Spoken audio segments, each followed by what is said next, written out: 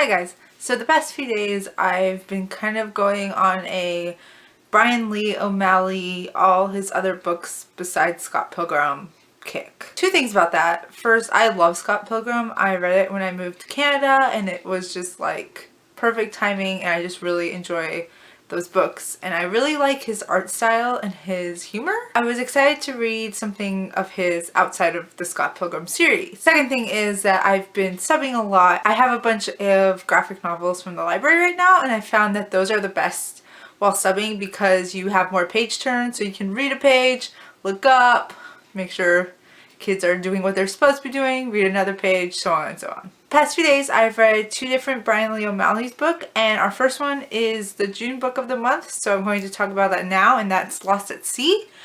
And I will say that I did enjoy this book. It probably wasn't my favorite graphic novel of all time, and it definitely didn't meet the standards that I think Scott Pilgrim set. I thought it was an interesting story. It might have been a little melodramatic and teenage angsty, but I appreciated it for what it was. The thing about his work is I really like the illustrations. They're just, I don't know, there's something about them that maybe it's just nostalgic from reading Scott Pilgrim, but I just really enjoy them. And there is humor, even though it's kind of depressing and teenager angsty.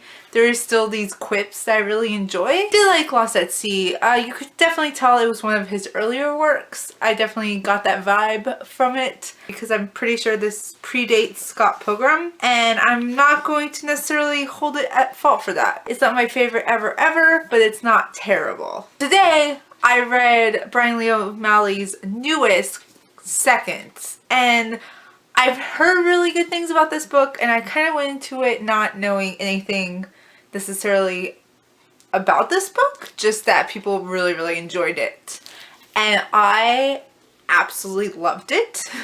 It's over 300 pages. Again, it's a graphic novel, but still I just read this in 2 or 3 periods. I could not put this book down. It was so good. Obviously I still did my job, but in between and even at lunch I was like, I gotta finish it. I'm just gonna finish it now. This book is about a 29-year-old woman chick named Katie, and she has a restaurant called Seconds, and she's trying to build a new restaurant, and then she comes into contact with this house spirit and hijinks ensue.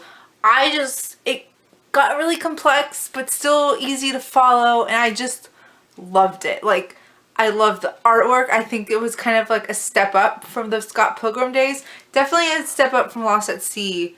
Scott Pilgrim I read the black and white version, and maybe because, and I know there's a color version of Scott Pilgrim now, but I think because this is from the beginning, is a colored version, I just think the artwork sets up, and some of the cityscapes, I was just like, this is beautiful. Can I have a print of this? Let me see if I can find the one cityscape in the beginning where I was just like, yeah. I mean, this page is really cool. It's just so detailed. This isn't necessarily the one I'm thinking about, but I just think the artwork is just steps above that of his previous work, and it's just so pretty. It's so pretty. I love it so much. I mean, there's the inside of her restaurant, or her future restaurant. It's great. This story was just really great, and possibly I like it more than Scott Pilgrim. I mean, they're definitely different, and it's hard to compare one to the other. I did appreciate that there were some younger people in their late teens, early 20s in the story, but the main character is 29.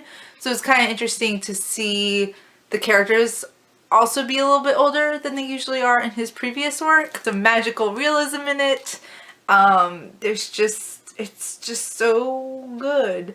I mean, Guillermo del Toro had a excerpt on the back. I mean, that means it's pretty good if he's gonna read it. I just can't give enough praise for this. In conclusion, if you are a Bryan Lee O'Malley diehard, then hey, check out Lost at Sea. You'll probably enjoy it. It might not be your favorite, but you'll like it. But I think anyone should check out Seconds. I just think it's an amazing graphic novel. And obviously this is from the library, but I'm going to probably purchase my own copy sometime in the future.